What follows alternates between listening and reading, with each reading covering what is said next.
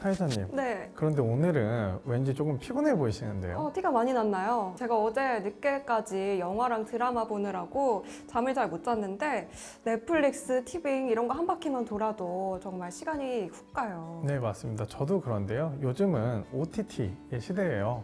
코로나 때문에 영화관을 잘 못 가게 됐는데도 저도 아이러니하게도 코로나 이전보다 영화를 더 많이 본 것 같습니다. 그쵸. 저는 이 영화나 드라마를 보는 시간보다도 고르는 시간이 더 많이 드는 것 같은데요. 셀렉하는데 굉장히 시간이 많이 들더라고요. 네, 저는 그래서 영화 평론이나 블로그, 유튜브에 있는 리뷰들을 먼저 찾아보는 편인데요. 네, 저도 이 리뷰를 많이 찾아보는 편인데 리뷰 영상을 보고 있다 보면 영화를 마치 한 편 다 본 것 같은 그런 느낌이 들 때도 있어요. 네, 사실 이번 주제가 그것과 연관이 있습니다. 신작 영화가 개봉을 하게 되면 그 영화를 리뷰하는 여러 가지 영상들이 올라오는데요. 그 중에서도 10분 요약이나 20분 만에 몰아보기 같은 제목들을 볼 수 있습니다. 이런 걸 패스트 무비 혹은 패스트 시네마라고 하죠. 이 패스트 무비는 어떤 것에 침해가 되는 건가요? 네, 제가 패스트 무비를 통해서 말씀드리고 싶은 이번 오피셜은 2차적 저작물 작성권과 동일성 유지권입니다. 2차적 저작물 작성권은 저작권법에서는 빠지지 않고 등장하는 단골 손님인 것 같은데 이 반면에 동일성 유지권은 처음 듣는 것 같은데 어떤 건가요? 일단은 동일성 유지권이 저작권법 중에서도 어디에 속해 있는지부터 말씀드려야 할 것 같습니다. 저작권은 크게 두 가지로 나뉩니다. 인격권과 재산권. 말 그대로 인격권은 저작물에 대한 저작자의 인격적 권리이고요. 재산권은 경제적 이득에 대한 권리입니다. 그 중에 인격권은 세 가지로 또 나눌 수가 있는데요. 첫째, 공표권.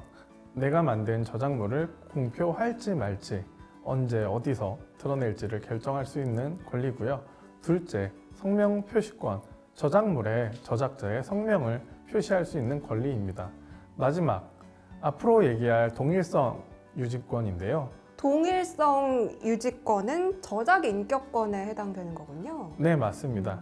동일성 유지권에 대해서 쉽게 말씀을 드리자면 저작자가 저작물을 만들 때 생각했던 의도, 감정, 생각 등이 변형되지 않게끔 유지할 수 있는 권리입니다. 따라서 동일성 유지권 침해가 의심된다면 우선 해야 하는 질문이 저작권자의 이익을 해치지 않는가입니다. 당연히 이 이익은 경제적 이익뿐만 아니라 인격적인 이익, 예를 들면 사회적 지위, 명예 등도 포함이 됩니다. 그런데 이 패스트 무비가 저작자의 인격을 훼손한다고 보기에는 조금 무리가 아닌가요? 이런 경우에는 보통 저작권자의 인격이 저작물이다 라고 생각하시는 게 편하실 것 같습니다. 아까 설명에서 말씀드렸다시피 저작물에는 그 저작물을 만든 저작권자의 의도나 생각, 도덕성이나 신념 등이 전부 포함되어 있습니다. 그러한 저작물을 보호하는 것이 저작권자의 인격권을 보호하는 일이 되는 건데요.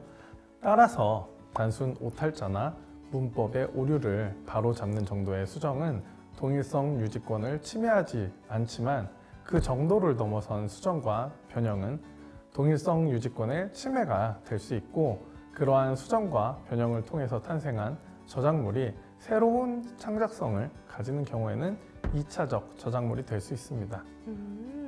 실질적으로는 원저작물을 가지고 뭔가를 하고 싶다면 2차적 저작물 작성권과 동일성 유지권 두 가지 모두를 다 고려해봐야겠네요. 네, 맞습니다. 엄연히 두 개의 권리는 다르고요.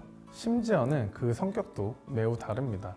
2차적 저작물 작성권이 재산권에 들어간다면 동일성 유지권은 인격권에 속하기 때문인데요. 그중 하나를 허락받았다고 해서 마음대로 원 저작물을 수정, 변형시킬 수 있는 건 아닙니다. 듣다 보니까 동일성 유지권이 저작권법에서 굉장히 중요한 부분인 것 같은데요. 그럼 다시 패스트무비 이야기로 돌아가자면 패스트무비는 다 동일성 유지권을 침해하고 있는 건가요? 저작권자의 허락을 받지 않은 콘텐츠라면 원칙적으로는 그렇다고 볼 수 있을 것 같습니다. 본인의 생각이나 감정이 들어가지 않고 어떠한 창작성도 없이 그저 저작물을 잘라붙인 패스트무비의 경우에는 당연히 저작권 침해에 해당할 것 같고요.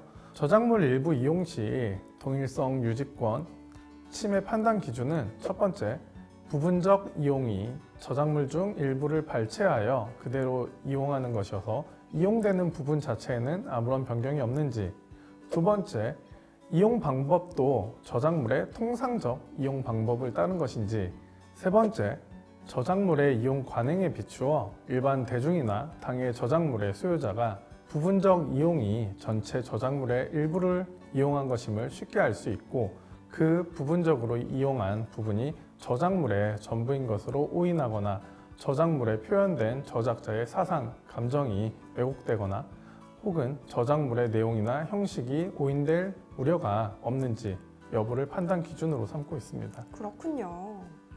종종 교육, 비평의 목적으로는 괜찮다라고 들었는데 패스트무비도 어떻게 보면 영화 비평에 해당하고 비평의 목적이니까 괜찮지 않느냐라고 공정 이용에 대해서 말씀하시는 분들이 계신데요. 하지만 공정 이용의 범위는 어떻게, 왜, 얼마나 원 저작물에 영향을 주고 있는가를 법원에서 따져봐야만 알 수 있을 뿐더러 패스트무비와 같은 경우에는 원 저작물을 평가하려는 목적만 가지고 있다고 보기는 어려운 경우가 많아서 그러한 주장이 인정되지는 않을 수 있습니다. 여러분 들으셨죠? 이 드라마나 영화, 패스트무비 콘텐츠를 만들려는 분들은 저작자의 허락을 구하셔야 합니다.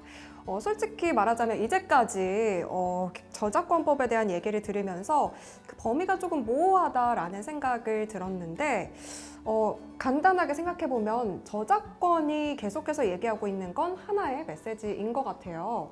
저작물을 사용하려면 저작권자에게 허락을 받아라. 맞죠? 네, 맞습니다. 그게 바로 저작권이라는 권리가 존재하는 이유고 그것이 또 필요한 이유입니다. 네, 감사합니다. 이 저작권법에 대한 수많은 N개의 오피셜한 지식을 들을 수 있는 노피셜이었습니다.